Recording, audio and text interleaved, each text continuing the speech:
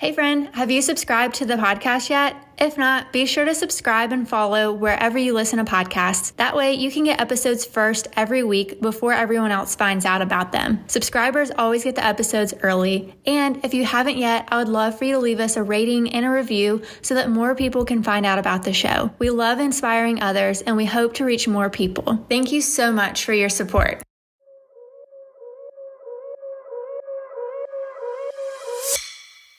Welcome to the Trailblazer Talks podcast. I'm your host, Courtney Hope Wilson. The heart behind this podcast is to encourage and equip you to discover your God-given purpose by sharing talks with people blazing trails right where they are. Each week, you'll hear from me and different guests on the show to talk about life, purpose, God, leadership, and a whole lot in between. I love having conversations with people, and I'm excited to get to bring you into those. My hope is that you'll grow and become poised for purpose. I hope each week that you'll feel more equipped to be a trailblazer right where you are. So let's get into this week's episode. This week, I'm talking with my friend, Sarah. I know our conversation today is going to stir you, encourage you, and help you right where you are. I really enjoyed this conversation with Sarah, and I think it's just what we need in today's world. Sarah, hey, thank you so much for being on the podcast today. I'm excited to catch up with you and hear about life. And for our listeners who may or may not know who you are, would you mind telling them who you are, what you do, and just a little bit about yourself and your story? Yeah, I'm so glad I get to finally be on this podcast that I love so much. And I love you so much, and just a big fan of what you're doing, and just always cheering you on as you continue just to just add value to so many women on their journey. And so I'm Sarah, and I'm a wife of 14 years. I have 4 children, 3 biological children, and 1 baby, foster baby that we have in our home. And I am a writer, a podcast host. I am also a fitness coach at Orange Theory and help women that way as well. And I would say I'm a champion and a cheerleader for women, whether that's in their faith, whether that's as they're navigating family, or even in their fitness. And so I recently launched my podcast, as well as became a first-time published author this past year, in the craziest year ever. So yeah, that's what I do. Yes, that was quite a year. But I feel like your book was perfect to come out in the year that it came out. And because I think everyone went into 2020 being like, yes, you're a vision, like this is going to be awesome. And then it was like, boom, waiting. And your book is called Now Waiting. So I'd love for you to tell us a little bit more about the book, the message behind it. I know it was really helpful for me because I have been in a waiting season around dating for about 7 years now, dating here and there, but nothing panning out. So your book was really comforting to me and just navigating a waiting season. So tell the listeners about your book. Yeah, I always knew that I wanted to write a book. Ever since I was really young, I would write books and sell them to my parents for like $1. I would staple them up. And I always just had a passion to write. I always felt that I had something to say. And as I just started blogging and writing over 10-year period where that began, I just began to see like a common theme, and just begin to see that a lot of what I believe that I can add value to people on the journey is, what do you do between the starting point and the figurative, finish line? I think we all love to start things. We all love to get on this journey. We all love to begin. And then of course, endings are fun, and we have accomplishments and we feel so great about them. But most of our life is found in the middle. And so sometimes, I know the way I'm wired. And of course, I just read you kind of some of my biography. I have a husband, I have 4 kids. Our life is moving. It's fast, it's going. And when some people, say like, let's wait that out, I'm always like, why are we waiting? What is the purpose in waiting? Like, there are people to reach, there are things to do. I'm a mover, I'm a shaker. I love to do multiple things at one time. Like, that's just my jam. I love living life figuratively with the volume turned all the way up in full color. That's who I am. And so when I began this journey with God, I realized that there's a lot of waiting. There's a lot of in the middle. And when we think about that, sometimes we think of it like we're like crossing our hands and we're just on the sidelines, just like tapping it out, waiting for water to boil. But that's not what that is. Waiting is an action. Waiting is a posture. Waiting is, it's alive, it's active. And so what I found is that so many people, and I think even more in our generation, where we can really see up close in the lives of people so quickly. We can see their highlight moments, or, for you, you're believing God for the right person. And so I bet you it feels like every day someone has found their person, or they're getting married, or, whatever that is. And so because we can see so much up close in the lives of people, but we really see their figurative, finish lines, and we see them, with the baby in their hands, we see them with the successful ministry or nonprofit or whatever it is that they're doing, that we can look at our lives and feel really underwhelmed when it comes to what God is doing in our life. And so I wanted to help give women tools that they can use, and just a new perspective of what God does with our ordinary, everyday life. And so that's really where the heart of that book came from. And so we decided to put now waiting, because it was a little bit more like, like this is what we're doing, not this, because I feel like the topic of waiting sometimes could be like an oversaturated topic, but I really wanted to give some fresh perspective of what God does in the meantime, what God does in the middle, and how important that is, and how we can often look ahead so much that we really miss what God is doing in our lives today. And I have learned to shift my perspective of what waiting is. And I've become such a big fan of today. And I've become a big fan of what God is doing in my life and in my home. And so that is the hope for anyone reading that book, is to learning to wait well in a world that's just obsessed with now. And I'm just really kind of shifting gears with that. And I just hope that women would become less frustrated with their lives. They would feel less like they're waiting, or their every day is like a prison, but more of like preparation for what God has for them, and what God has for them now, not just in the future. Yeah, that's really good. I loved the book. And I know that if you guys want to get a copy of it, it's available at pretty much every bookstore, online, Amazon, wherever you find books. But if you're in a waiting season, I would definitely encourage you to read it, because I think it will definitely encourage you. Is there one little just snippet of encouragement you would give someone in a waiting season, maybe either from the book or just a lesson you've learned with waiting, that is just kind of like one little snippet of advice for them? Yeah, I think what I would say is get really excited about your story. And, when we tell the story of our lives, most of the content is going to come in today with what we do with today. And so, yes, we can say this happened, or this is what I experienced, but how did you get there? That's the part that I think that what I would begin to see with so many people that I look to, mentors in my life for different things, whether it was their marriage or their parenting, or the way, or writers or podcasters or whatever. I saw that they would speak of their quote unquote small beginnings, or they would speak of the days before with such fondness, like, if is that the word? I think, yeah. They would speak with it with just like this adoration, and they spoke with it with like laughs and giggles, and they would be like, yeah, and then this is how I started, and this is what I did. And they had this like sense of pride when it came to their story. And I would just suggest that we take that same amount of pride right now. Like, whatever we're going to just talk so confidently about, let's share about it now. And the more we can speak about what is not yet, and what we're believing God for, and what he's doing right now, the more excited you get, and the more I believe you begin to see your life as so much more enjoyable right now, because you're like, oh, wait a minute, that is such a God moment. Oh my goodness, that is a miracle story. Oh my goodness, this is a really cool season that otherwise I would have just resisted and just been over and just ready for it to pass by. But now that I can see that one day I'm going to tell the story.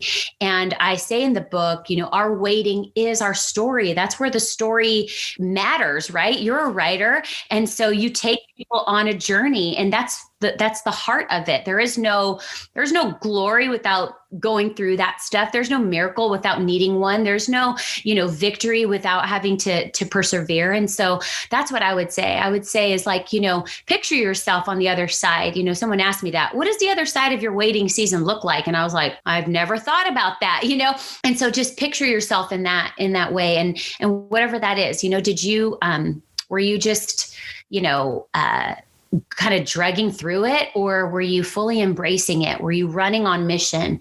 Were you looking for ways to maximize, your time and the season that you're in? I fully agree with that because I know there's been different times throughout kind of my waiting season where I would be like, oh, I just really want that. I just really want that kind of thing. And I realized I was letting life kind of pass me by in those moments. And it wasn't really until I refocused and was like, let me focus on what God's given me in my hands right now that I began to enjoy it. And it's kind of an ebb and flow, I think. And I think it depends sometimes you ebb and flow differently depending on how long you've been waiting, but I think kind of the longer you wait, the more you realize, oh, it really is better when I can stay focused on the here and now and just trust God for whatever the thing is I'm waiting for. So I love that. And I know you talked about it a little bit earlier, you guys are fostering right now. And I know that's been a little bit of a journey for you guys and probably some waiting as well, waiting in between when you started the journey to when you guys were able to start fostering. Can you talk a little bit about that for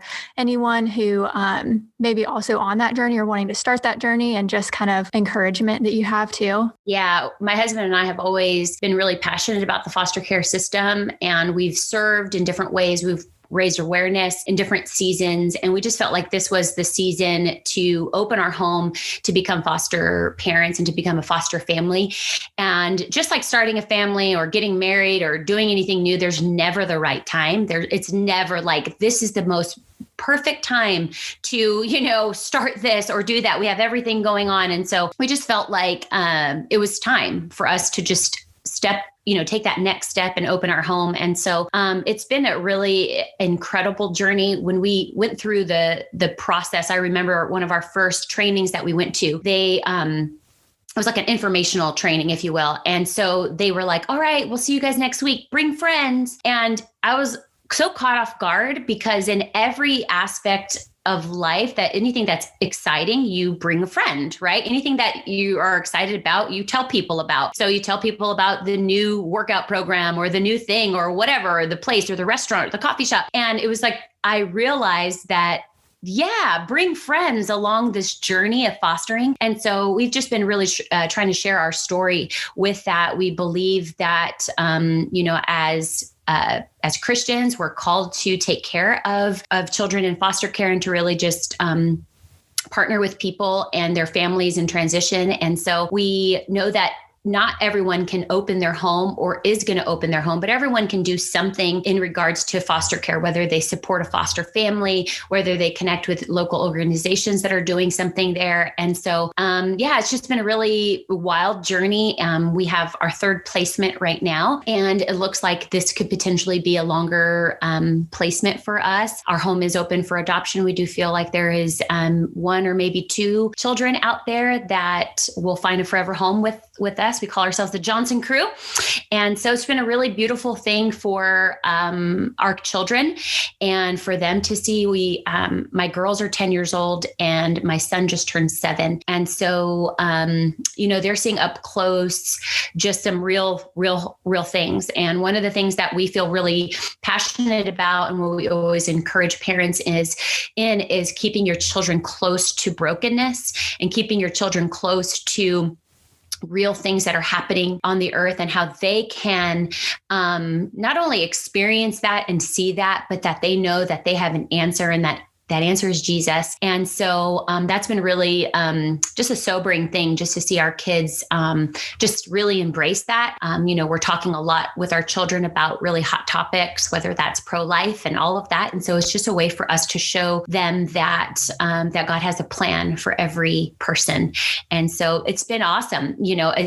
I'm tired and it's been like 6 years since I had to do like diapers and, all of that stuff. And so we're still, running on a lot of coffee and a lot of grace, but the kids are a great help. My husband, we're in this journey together and we're just completely in love. And so it's such a beautiful yet broken journey. And, a lot of times when we talk about foster care, people say, oh, I can never do that. I would just get way too attached, to a child. That's just way too hard. And that's the truth. It is way too hard. And you do get way too attached, but that's the point. And we just say, those kids, the children that are in foster care, they didn't choose that journey, but they're thrown into it. And so we can jump in there with them. And just trust God, with that. So it is, both. It's beautiful, it's broken. But I believe that God's people have an answer, and they can bring so much value to families and to kids in foster care. That's so beautiful. I have a heart for adoption and possibly fostering. And it started when I went to Nashville several years ago and got to interact with a lot of the refugees in Nashville and just saw a lot of the brokenness and people who needed a home. But then also I can't remember the name of the movie, but it has Mark Wahlberg in it. And it's a beautiful movie about fostering. Yes. I watched it on the airplane coming back from Israel, and I was bawling my eyes out. Yes. But I've heard it's like very kind of true to like what it's actually like to start to foster. Yeah. And so I've loved watching your guys' journey and just seeing your heart in it and getting to like be a part of that. Because I have a few friends who are also fostering. One's fostering a teenager. The other ones are still waiting to foster. And so I've kind of gotten to see different aspects of the journey. So that's really encouraging to hear your guys' story. Yeah. That movie is great. I actually got to see it before it came out in theaters, and the writer it's based on his life, and he wanted to bring some laughter around the topic of foster care, because so much, it could be so heavy. And so, yeah, it's a great movie. I recommend people to see it. I can't think of the name of the movie right now, but yeah. I can't either. I can think of like all these other movies. I know. I'm like, I'll put it in the show notes. Exactly.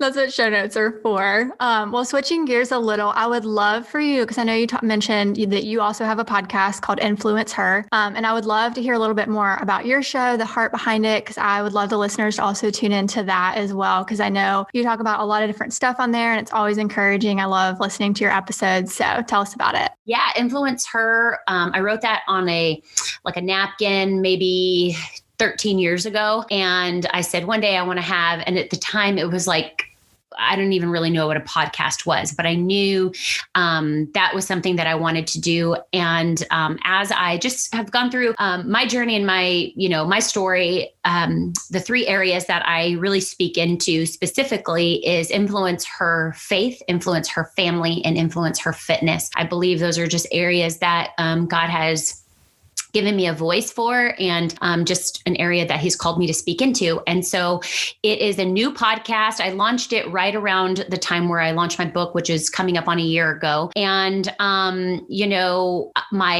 goal always, like, I am an achiever, Enneagram 3. If you know anything about the Enneagram, I'm sure most of your listeners do. But very like achiever. I want to do it the best. It's going to be awesome. And with the podcast, I have just decided to be faithful with it and to do it one step, one episode at a time. And so I'm really just thankful for where it's gone already and where it is. I'm excited for this new season. I just took some time just to pray and just to ask God what was the next season for the podcast. And so in a couple of weeks, I'll be launching season 3 of the InfluenceHer podcast. And so we're going to talk a little bit more of some of those really harder topics that I believe I can help resource Christian parents and Christian moms in aspect of family, as well as our faith. I think that we're living in a time right now that we really need to know what we believe, and not what we just think we believe or what people tell us Christians ought to believe, but really, what does our faith say? I think it will empower us to live, in courage. And so, yeah, so right now, all of the episodes are a little bit more of like a coach talking to you. So it's just been me. I haven't had any guests on there yet, but in this new season, I hope to have some guests on there that are going to help us just kind of add to the conversation. And so I'm really excited about that. And when I was releasing my book, they said, you need to do like a bio for your back of your book. And I was like, okay. And so I put on there, and is the host of her podcast, InfluenceHer. And I hadn't even launched the podcast. And then I was like, oh my goodness, this is going to print. So it totally forced me to finally do it, because I was just, I don't know, I just let the fear of not doing it well, or not, it not being like the number one podcast in the world. I don't know. And so the same reasons of why it took me so long to ever publish my first book was because I guess I just thought I had to be a New York Times bestseller to be an author, until I heard Lisa Turkers actually speak years before ago. And she was like, do you know how many books I've written? She was like 12 or something like that. And I only heard about one of her books. And so I was like, oh yeah, so anyway, that's just the story of the podcast. And you can find it anywhere you listen to your podcast. InfluenceHer, season 3 coming out soon. Yay. Well, yeah, Hey friends, we'll be right back after this quick break. Hey friends, I just want to quickly interrupt this message to let you know about my book. It's called It Is Written, Daily Truth to Face the Lies We Battle. And if you've ever faced any lies in your life, this devotional is for you. If someone's ever spoken negative words over you in the past, God wants to break those lies off of your life and help you walk in His truth. God's word is a powerful tool, and this devotional will help guide you through that and give you practical things to help you overcome those lies. I hope that this encourages you, and if you're interested, you can pick up a copy at itiswrittenbook.com or my website, CourtneyHopeWilson.com. I'd love for this to encourage you, and I hope that you find it helpful. Now, back to our conversation. I totally understand that with getting started, and because I launched my podcast last summer, and originally I had planned to launch it the fall before, but I ended up moving up to Cincinnati during that time. So it was kind of like, oh gosh, okay, that's a little too much to bite off at one time, adjusting to a new city and everything. But I totally get that with having that fear of kind of okay, I got to get started, but there's all these people who have already launched one and it's number one. So I feel like I have to compete and stuff. But yeah, and I know you and I both went to She Speaks a few years ago, and that's where we got to actually meet in person. But I felt like we learned a lot from Lisa at that conference too, just kind of being just get started where you are. So I think that's awesome that we were both able to do that. But yeah, you guys go check it out. Switching gears just a little bit, I want to talk a bit more about seasons and kind of how to pivot our calling in different seasons, because I know you said you've been in ministry a while, and you mentioned this already, a mom, a wife, a speaker, author, podcaster, all the things. And I know to someone listening that might seem like a lot to juggle, but I feel like you seem to handle it all very well, and it may not feel like that at times. I'm sure if something's going wrong or the baby's crying and you've got something on the stove or whatever. But I know the biggest thing, and I think I've learned this from you in conversations in the past, is just things can look different in different seasons. And so it's kind of how I feel like our calling overall is kind of the overall umbrella, and then the way we do it in different seasons can look different. So how do you kind of juggle all those different things and pivot your calling in each season? Because right now you're obviously a foster mom on top of the other things you're doing, but in a previous season that looked different. So absolutely. That's such a great question. I think that this is something that I don't know where it came from, but it works for me. And even something that my husband and I, we talk about a lot. We call it a grace cloud. I consider it just this grace cloud where God just showers down His grace on the thing He's calling you to do and the season that He has positioned you in. And that season might last longer. That might be a shorter season. But what we do often is, whether it's a new year or the school year or just some of those natural rhythms of seasons that change, what we do is we take inventory of our lives and what's on our plate and what are we handling? And so one of the questions we do is not just, okay, am I getting it all done, but am I doing this well? Am I doing this season well? And so some of the things that we kind of look at is what are areas that are requiring more effort and it's not yielding fruit?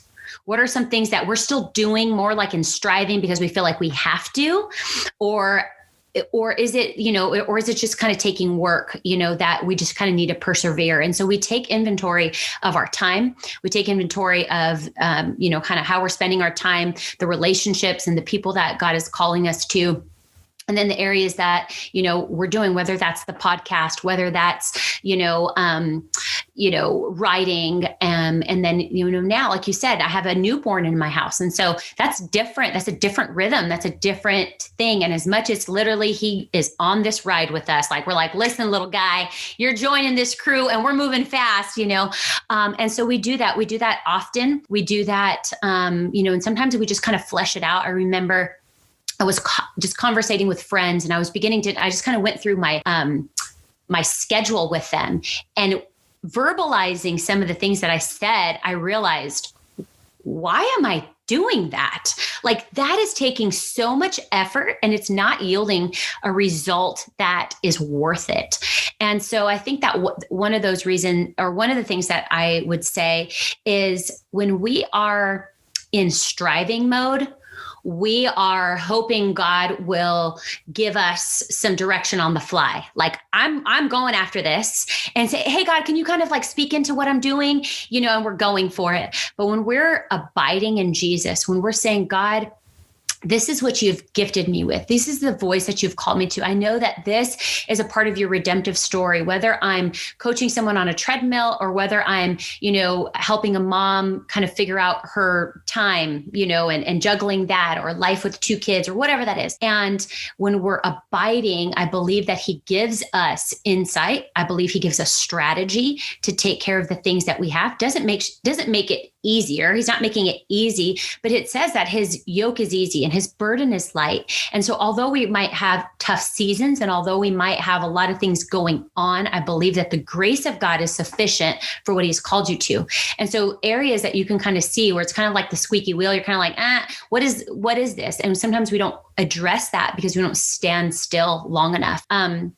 I think that, that's been one of the things for me. And then also to know, like the other thing that I always do. So I have my grace cloud. Okay. So this is something else. I don't know if this will ever make it into any books, but it's making it onto your podcast. So here you go. And then Jesus, I would say, so, we say like Jesus needs to be the number one priority in our life. Yes, he does, our walk with him. But rather than trying to keep him at the very top and then putting all the other pieces under, I shifted Jesus to the very center of who I am. So it is just as holy for me for the last 2 hours to have rocked our newborn foster baby. That is holy work, just as it is for me to get on a call with you and chat with you and to talk to your listeners. It's just as holy for me to, on Friday, to speak to women at a conference. It's just as holy for me to go pick up my kids from car line and to settle all their disputes and all of that. Jesus is the center of who I am. I'm a child of God. I'm the daughter of the King. So that's evident in everything I do, whether I'm at work, whether I'm writing, whether I'm doing something that's full of my passion, whatever that looks like. And so I think that sometimes when we're going into a new season, we can be afraid of our identity, and our identity is so tied to our writing or podcasting or, being a CEO, whatever, whoever your listeners are that are listening to that we can get so caught up and we can feel like insecure. We can feel left out. We can feel like we're not doing a lot because so much of what we do is tied to who we are. And I think that when we tie our significance to success, we're going to feel very underwhelmed or we're going to feel very insecure. And so in every season, I am still just as much called, but it might look different. It might look different. Like, this year I've decided to not be on social media for the entire year. And some people are like, good job, way to go. And I'm like, this was not my decision. Like this came out of prayer and I just knew it was supposed to be. And I dealt with that, like fear of like, I'm going to lose out on, my platform, or I'm going to lose out on momentum there. And I just heard like God's, not in an audible voice, but in my spirit, just telling me like, Sarah, I can find you anywhere. I can find you in your room with your kids. Like, I don't need any of that. I'll use those things, but I don't need that. And so although I may not be weekly or daily encouraging people throughout my day on Insta story, I am depositing a lot more with my children and with the people that are here in front of me. I'm connecting in a new way. And so there is that transition of like, oh, this is so connected to who I am. But just understanding that it's not, my significance is not in those things. My significance comes from who I am in Jesus. And that is, evident in everything that I do. And so my grace cloud and, kind of doing check-ins, making sure I'm abiding in Jesus, not striving, helps me understand what season I'm in. And then understanding that my significance is not tied to what worldly success looks like, helps me not compare the season other people are in. It helps me really embrace where I am. And it helps me fight those lies that tell me that that I'm not being used in a powerful way, or whatever that looks like. And so those things have really helped me, just own my story and just be really comfortable in my own skin, and really resisting those temptations to feel like I have to, I felt like, I was, planning to start writing book number 2 in the middle of quarantine. And that was something that I felt like I had to do. I felt like every good author was going to write their best book in quarantine, right? Like, I just felt like, you know what, like so-and-so just came out with like 2, I think, And so it's like, you feel like, oh, I have to do that. And because I want to make the most of my time, but you know what, making the most of my time was actually being a homeschool mom and navigating that. And there's nothing less significant in that, because that's what God has called me to do. And so, just resisting that temptation to compare, where you are in the journey and how you're handling this season. And so those are ways that I feel like in every season they've looked different. So, whether it's small things like those kind of check-ins have helped me say, okay, my husband's going to do drop off so that I can do some writing, or you know what I mean? And I've just been able to do that. And so not perfectly, but I really do believe that, God wants to give us strategy. He wants to speak into our lives and give us insight for the season that he's called us to. Yeah, that is so good. And I feel like that will also bring a lot of freedom to people who maybe have that striving mentality. Because I know I'm an Enneagram 1. And so kind of perfectionism and striving is something I have to really fight sometimes. And I know that there's a lot of people just with the culture that we live in today, and that need, or like that feeling that we have to like keep up and like be relevant and get our voice out there, or we're going to fall behind. But I think what you said was so beautiful about, basically, to kind of summarize it, is like, God is in control of your story. And as long as we're just staying obedient to what he's given us, like, he's going to use you. And I think staying close to him and keeping your eyes on him so that you can listen to him, and having that at the center, like you said, that will really help you know, like, okay. And I think if anything, people can learn from you. And also I know Corey Asbury did it and Lauren Daigle did it, where they took a year off of social media, and yet like look at each of their stories, like God didn't miss a beat. Like us being off social media or being obedient, like if we're ever called to do something by God and it's an act of obedience, like he's never going to like dull that down just because you were obedient. If anything, he's going to use it to kind of catapult you, is what I've seen happen. So I think obedience is success, is what I've always heard. Yeah, absolutely. It is. And it doesn't always feel like it, the return doesn't always look the way you like it to all the time right away, but I just feel like faithfulness, if we are faithful with what he has put in our hands, he will make it fruitful. Like, we just have to be faithful. And, because I do know seasons of feeling set aside. I do know what it feels like to feel like life is happening for others and you're at a standstill. It's a big reason why I wrote that book. And I really believe that even the journey in writing that book really freed me of some of those things, and realizing that, my worth was not in what I did, but I was, it was more in my being. And sometimes I'm like, am I being lazy? Because, I'm so goal oriented. And so sometimes there's this freedom where I'm just like, I feel so confident in this season of not doing or producing, and it's not like this. Again, because when I would hear stuff like that, I'd be like, you guys are lazy. Like, you're just not wanting to do stuff, like who needs naps, or whatever. But now it's just like this, just embracing rest. And I think that's important, is honoring the Sabbath and incorporating rest more often. Someone was posted a while back, and it was like, you need a Sabbath when, and it listed like 40 things. And it was like, you're short tempered, you're ill this, you're that, you want to quit, you want to this. And I was like, actually, the word of God does not say you should Sabbath you should Sabbath when life is wonderful, when you feel full of energy, when you feel like you are crushing life, you should Sabbath. It needs to be a weekly habit, a daily habit that needs to be a part of our life. And I think that when we do that, then we understand that it's not in everything we bring to the table, but it's often in our weakness. It's often in our shortcomings that God says, okay, let me pour out myself into this and just watch it grow and watch it be beautiful and take it further than you could ever imagine. So. Yeah, that's so true. And too, just hearing you talk about just the different seasons too of motherhood and different things, like all of that is holy. All of that is God's work. None of it, it's not any higher to be a speaker or a author or whatever than it is to be a mom or focusing on your kids or whatever the thing is. Maybe you're in an office setting or something like that. Like wherever God's placed you, like that's holy work.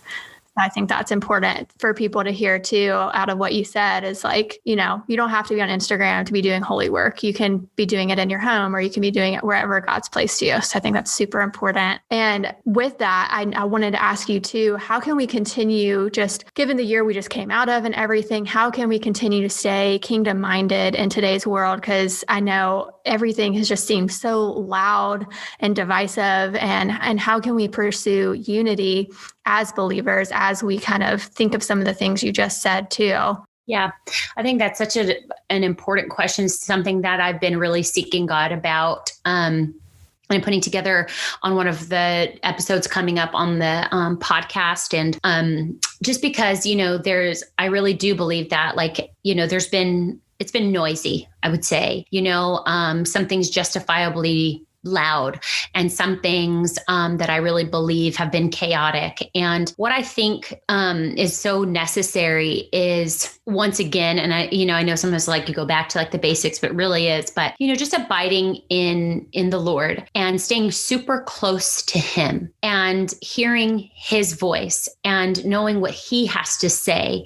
I think that right now we're seeing, Christians perhaps re-engaging a conversation, not just on one particular thing, but re-engaging in culture. And it's really messy and it's really tricky because I think that what we're seeing is that as Christians are re-engaging the conversation, a lot of times, or sometimes rather, they're re-engaging in a perspective of, okay, how can I avoid being canceled? Who am I speaking to? What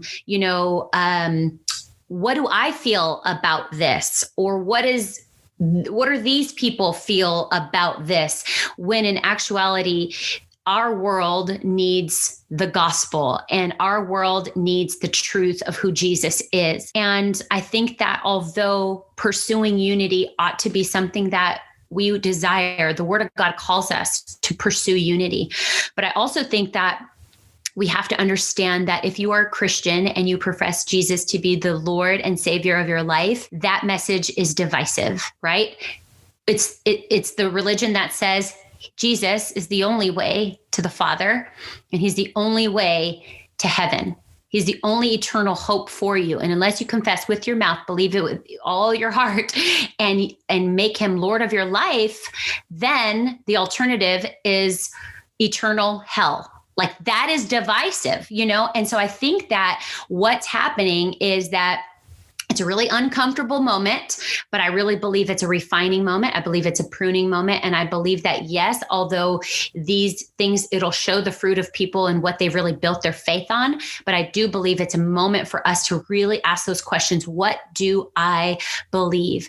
And we have people who profess Jesus, but they don't possess a biblical worldview. They're nominal Christians is what you call them. And what they are is, I believe in Jesus. I believe that. And so then they're coming from a perspective where they believe in Jesus, but what they're professing doesn't align with biblical values.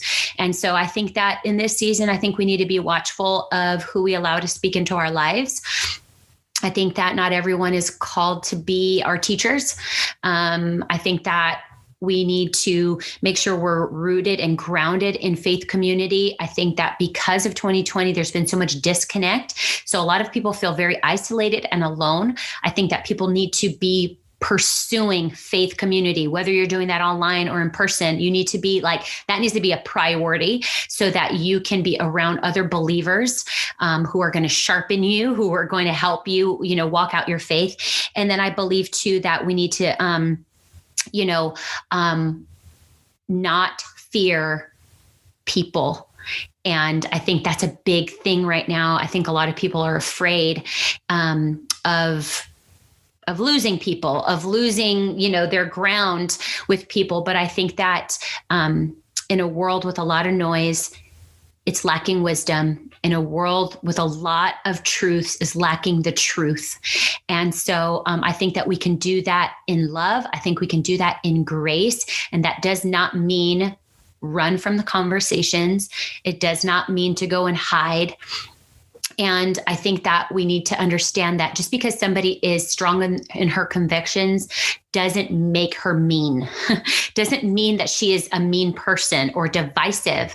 But I think it means that, that she's strong in her convictions. And I think that our world needs that.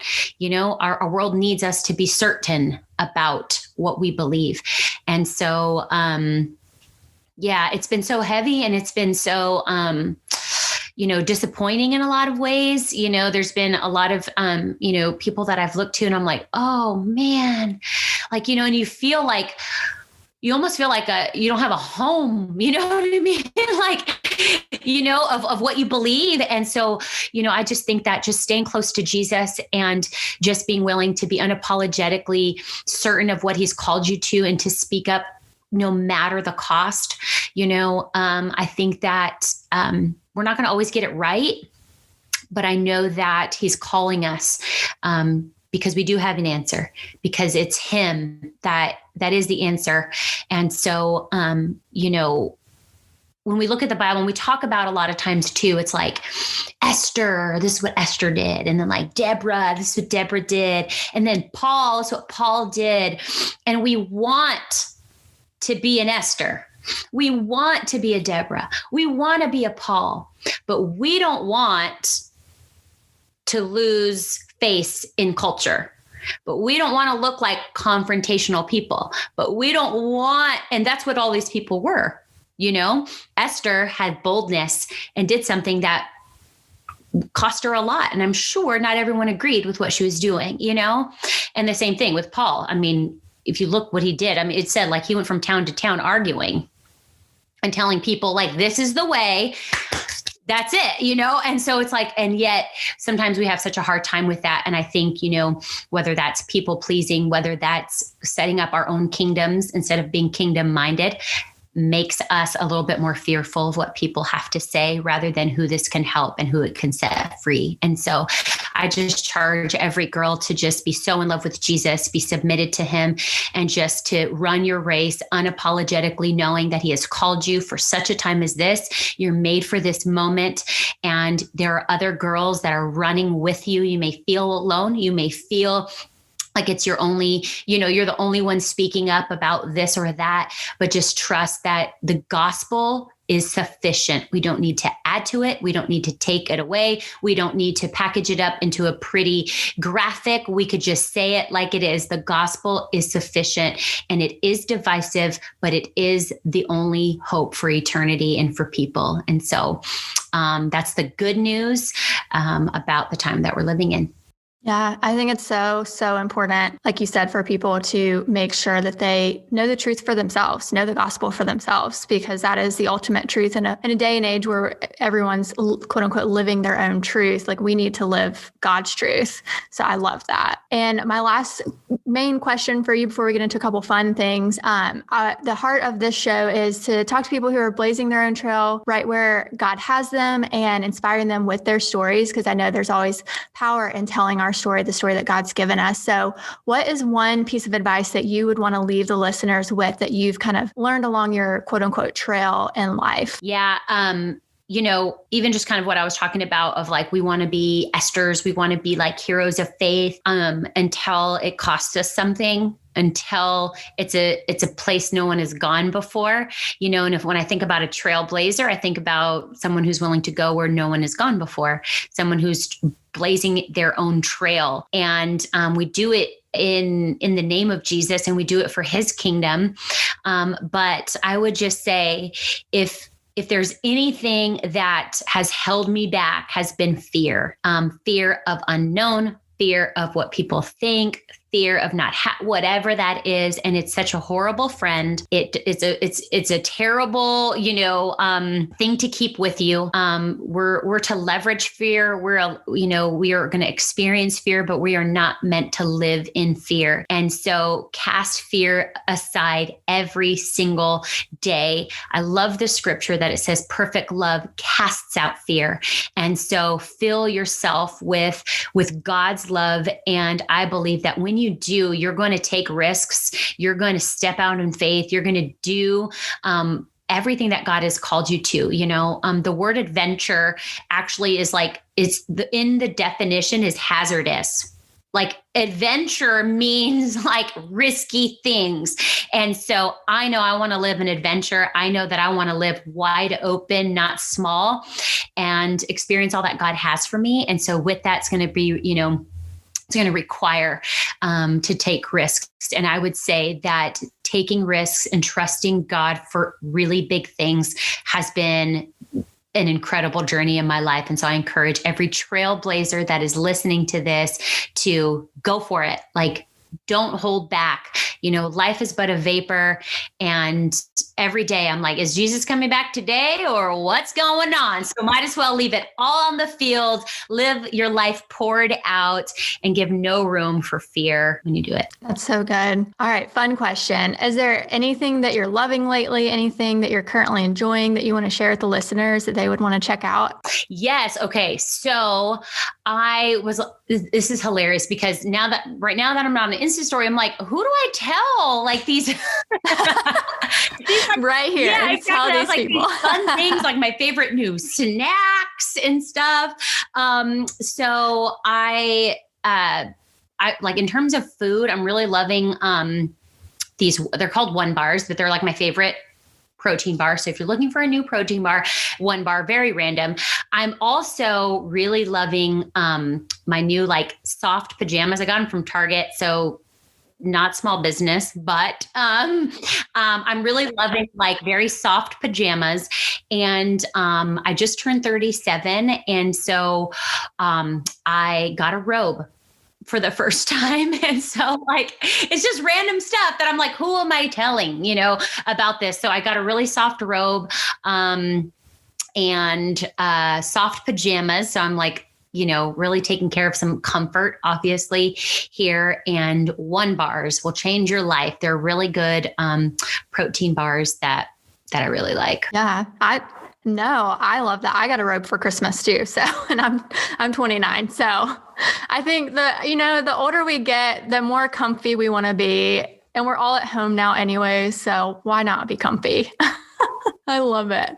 Well, I know you've talked about a few things throughout the podcast that you shared, but anything you want to share or make sure you leave with the listeners? I know everyone needs to go check out your book and your podcast, but also let us know how we can connect with you. Yeah. So if you go to my website, sarahjohnson.co, that's a great place for you to, stay in contact with me. I would love to hear from you. You can subscribe. I send an email every Monday morning to people, and just something that, that I'm praying through, thinking about, wanting to encourage people in.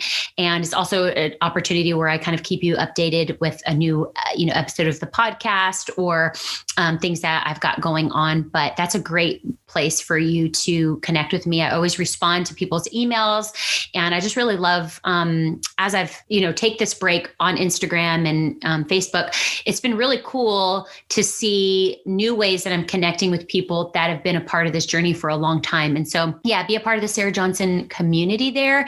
It's a really great place. And I'm going to be writing a little bit more about some things that a little bit more cultural, topics going on, some things that, I find a lot of people are like, well, how do we as Christians feel about that? Like, how do we respond to that?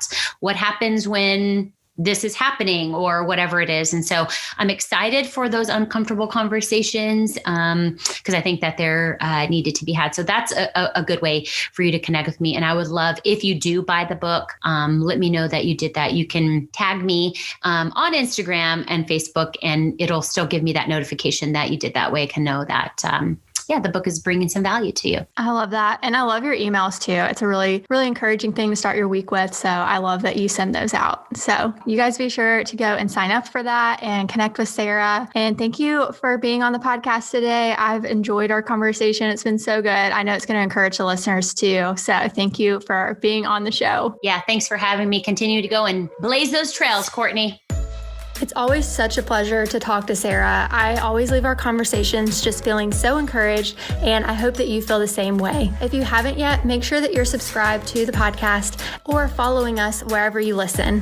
Also, if you haven't yet, please leave us a review because it helps other people find out about the show.